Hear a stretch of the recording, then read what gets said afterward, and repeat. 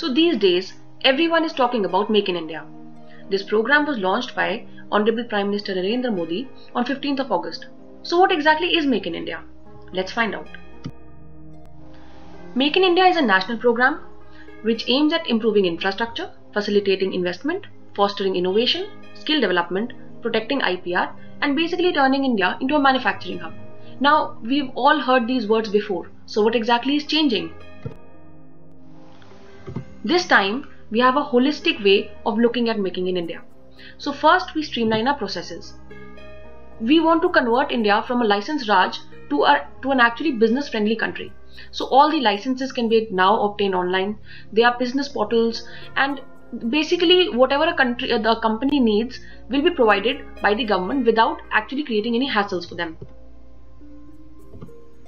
In infrastructure, we are focusing on making industrial corridors and smart cities. Manufacturing especially works well where there are industrial clusters. So if you're making an automobile, you want the automobile part manufacturers also to be in the same cluster. So basically we'll be trying to focus more on creating these clusters. Similarly, skill development of course is a very important issue which will be taken care of. Some sectors which the government is currently looking at are defense, where FDI cap has been raised to 49%, railways, and construction. So after Make in India came Make for India. Why did that happen? Raghuram Rajan, the governor of RBI, said that Make in India versus Make for India is a debate that we should look at. So what exactly is that?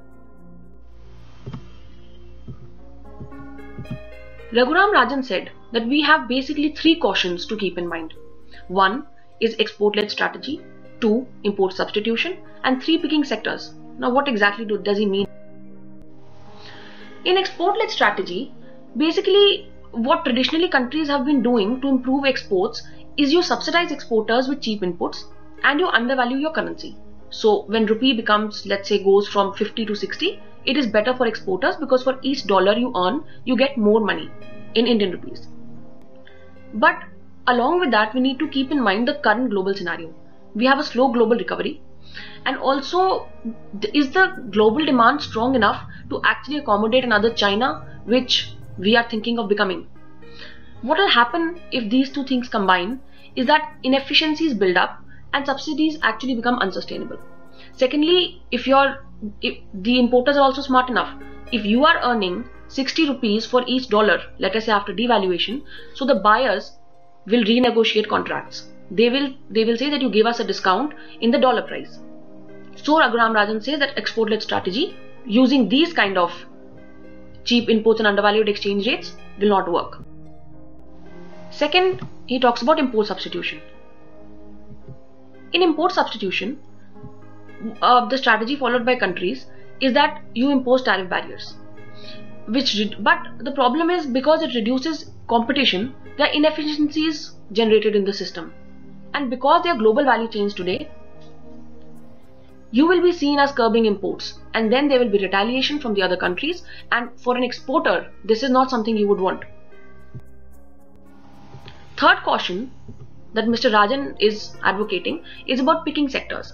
He's saying that the government's job is to create a generic business environment. So you provide everything that every sector would need, like the roads and the bridges, etc. And the sector should be chosen by the entrepreneurs by using their business logic. There is a reason why the government is government and business is business. And we both need to remember our roles in making India a superpower in general and maybe manufacturing in particular. So what Mr. Rajan says is make in India primarily for India. Basically this makes sense even in general if you think about doing business. First you need to link all corners to domestic and international markets. So basically, see, India itself is a very huge market. So while we need to create for the outside world, we should remember that first we need to also cater for India's own needs. So all parts of India should be properly linked and all input should be available to all companies like power, mineral, water, all these things. If we have curbs on mining, I mean, we should take care of the environment also, but we need to take care of the company's needs and demands also. Electronic and financial linkages are very important. So if in India even now a money transfer is going to take time or banking has not reached all the potential consumers in India, then we're losing out on a very big market. And also we need affordable homes and land, because that is a primary need. Till that need is fulfilled, people will actually not think of buying other things.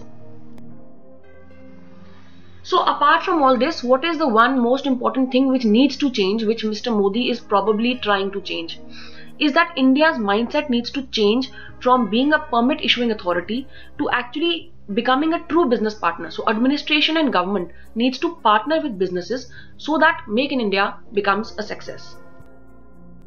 Thank you for watching. Hope you liked the video. Comments and suggestions welcome. Thank you.